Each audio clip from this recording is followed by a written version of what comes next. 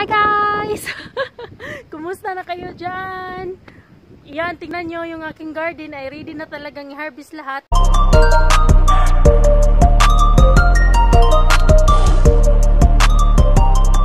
Ito yung aking ginagawa ngayon. Tinatanggal ko na kung ano yung naiwan na hindi ko pa na-harvest. Yung aking carrots. So ito na yung itsura ng aking carrots. Pagbubunutin na yan. So, tatanggalin ko na lahat. Itong na area na to ay orange carrots lang, guys. Yung orange na kulay. Hindi to katulad nung una na harvest ko ay iba't ibang carrots. Ito naman ay ano lang, ayan o. Orange lang. I-harvest ko na siya, guys, kasi bago pa yung basa. Tapos mag-frozen na talaga. Minsan napuprosin pag gabi pero ano lang, -1, -2. Ayan o. Diba? Ang sarap nito. Crunchy crunchy. Yan. Kaya kukunin ko na to lahat. Yung sa corn ko naman, yung doon, nag-harvest na rin ako ng aking corn. Buti na lang, may laman kahit medyo young siya. Kasi nga, na-frozen na.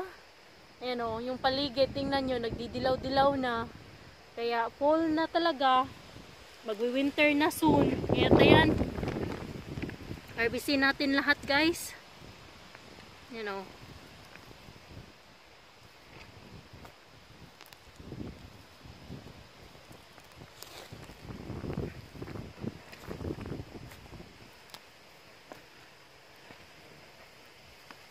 Ang lambot ng lupa. Madali lang bunutin yung mga carrots. Yan. Kasi hindi pa frozen yung lupa ba, madali lang siyang bunutin. Pag kasi, pag frozen na matigas. Nung last year, 'di ba? Nagamit pa ako ng fork para lang makuha sa ilalim, pero ngayon na hindi pa frozen yung lupa, madali lang siyang i-harvest. Ayan, bunutin. Kaya mas maganda mag-harvest pag hindi pa frozen. Kaya habang maaga pa at may time ako, ayan, i-harvest ko siya lahat.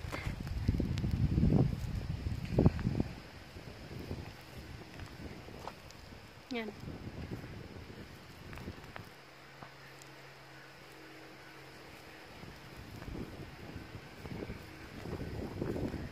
Yung maliliit, gawin kong juice.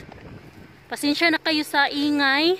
Ano yan, combine kasi nagha-harvest na, harvesting season na kasi, guys. Yan o, diba?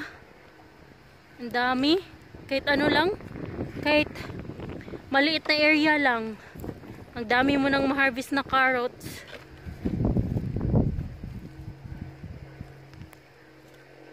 Yan. Diba?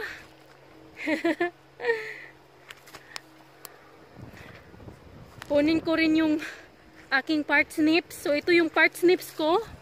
Tingnan natin kung anong itsura ng parsnips dito. Kasi medyo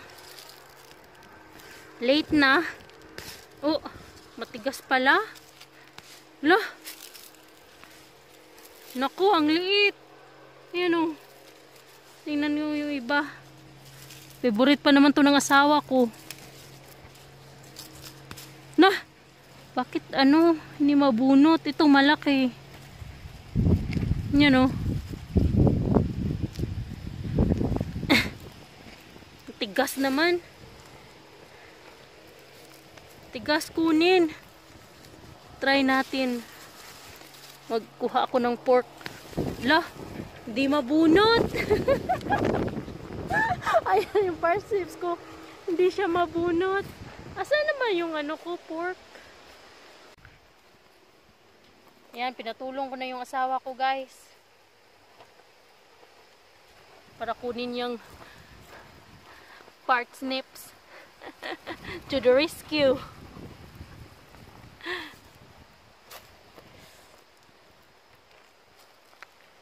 So, ito. Yan siya. This one, Dad, right here, Dad, they have something inside, underneath. I'll pick a big plant. I think we can leave the rest of them next year, right? We can leave them here, yeah. Yeah. This one here is a little bit big. Try ko rin to, guys. Look, let me get him. There we go. See, ayan o. May chichirya na kami, may chips. Sarap nito, fried. Right, Surat? How about this one? Right here.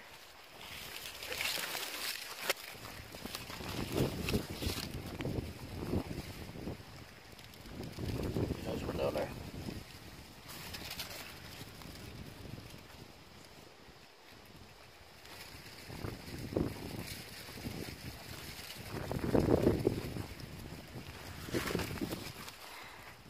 Diba? Oh, good size. Thank you, Surat. You're welcome, beautiful. I think this is good enough or more. How about this?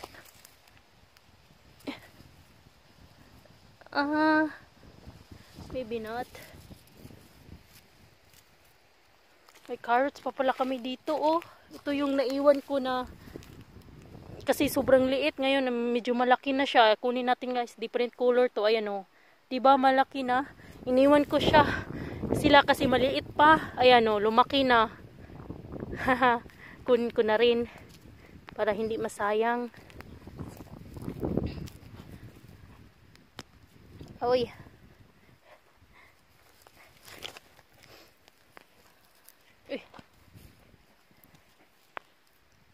Yan siya. Kunin ko na lang para di sila masayang ba. Kasi mga carrots na yan, pag maiwan yan next year, wala na. Kasi kahit ganito kaliit, oh, masarap to juice.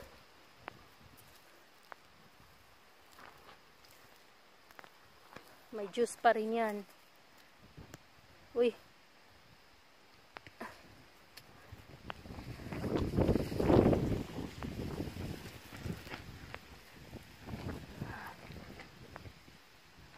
Diba? Sana yun isa. There we go. Uri amin. Pink or red. Something like that. Kasi kakaiba siya ng kulay, guys, oh. Yan siya, iba. Iba sila ng kulay. Ito orange. Ito naman may pagka-red. Red? Ayan.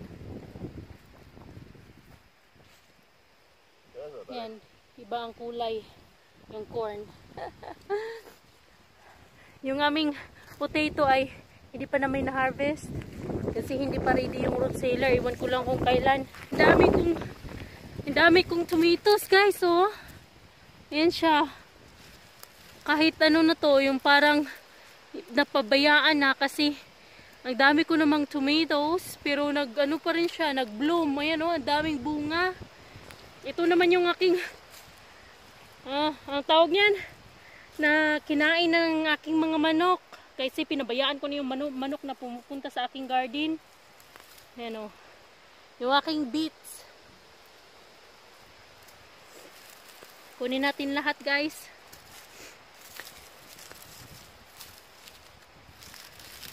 Sila yung kumakain ng ano, ng dahon. Yung sa akin naman, itong laman.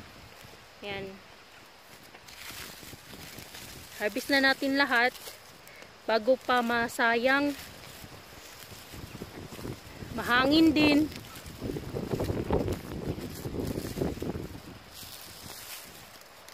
Yan, o. Diba? Ang sarap nito, guys. Yung ginawa ko na ano, na pickled, ang sarap. Sobrang sarap. Masarap i-partner pag kumakain ka ng mga iba't ibang putahe, tapos partner mo may salad or ano tawag, pickled, ang sarap. Yung anak yung manok ko, ayan, ang dumi tingnan kasi nga free na sila, gumagala na kahit saan. Tapos parating umuulan, tapos gumugulong sa gumugulong sila sa putikan. Ayan, yung corn ko din. Tingnan nyo, ipakita ko lang saglit. Kuha tayo ng ilang peraso. Tingnan natin kung okay ba. Ito. Oop. Tingnan natin kung anong itsura sa loob. Yan na yung corn ko. Ganito na siya kalaki. Saglit lang. Ilagay ko muna yung camera. Tingnan na. Pakita ko lang kung anong itsura ng aking corn.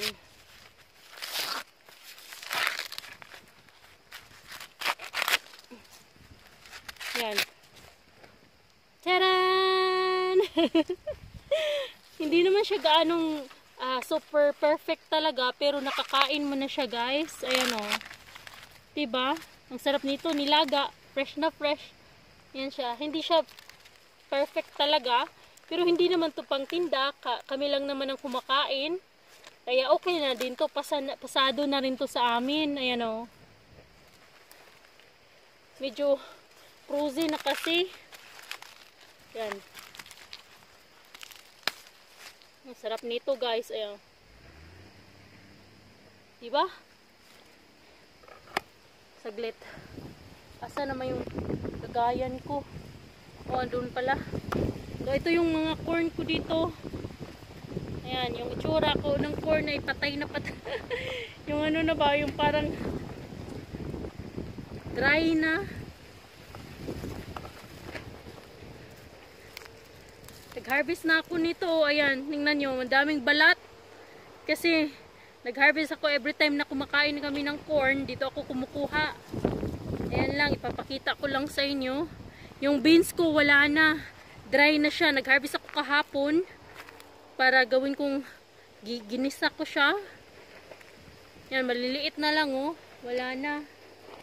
Kasi ano na talaga, malapit nang mag-winter. Yan na yung na-harvest ko. Papasok ko yan sa bahay. Gawin ko rin yung pickled. Ang bilis lang kasi magano. Dito tayo sa aking greenhouse. Yung greenhouse ko naman, ang dami pang kailangang sana hindi pa ma-frozen. Kasi oh, daming tomatoes. Ito, ang lalaki. Ito yung tomato sa atin. Ayan, yan siya. Yung masarap kilawin. Ito yung aking bell peppers. Malalaki na rin siya oh. Ayan. Yung bell pepper. Sana hindi pa mag-frozen itong ano ko, eggplant ko. Ang dami ng bulaklak. Yan oh, purple na bulaklak. Kasi lang hindi ko alam kung magsusurvive ba. Tingnan yung aking kangkong. Meron na oh. Kukunin ko naman yan. Lagay ko sa pot. Tapos ilagay ko sa bintana katulad nung dati na nasa apartment kami. Nilalagay ko siya sa anong tawag niyan? Sa ice cream pail. Tapos inaalagaan ko para makaharvest pa rin ako kahit winter. So ayan lang guys. Papatuloy ko muna yung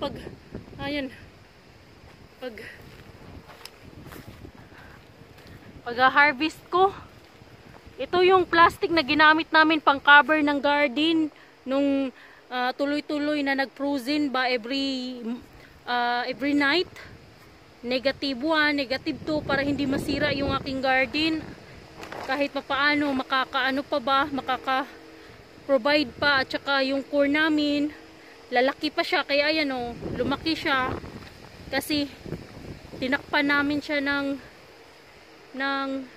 plastic para hindi ma-frozen. Ang ingay ng combine. Ang background. Ayan lang. Yung piece namin sira na. Wala na. Next year ulit, mag-garden din ako. Ayan lang guys. Thank you so much for watching. Bye!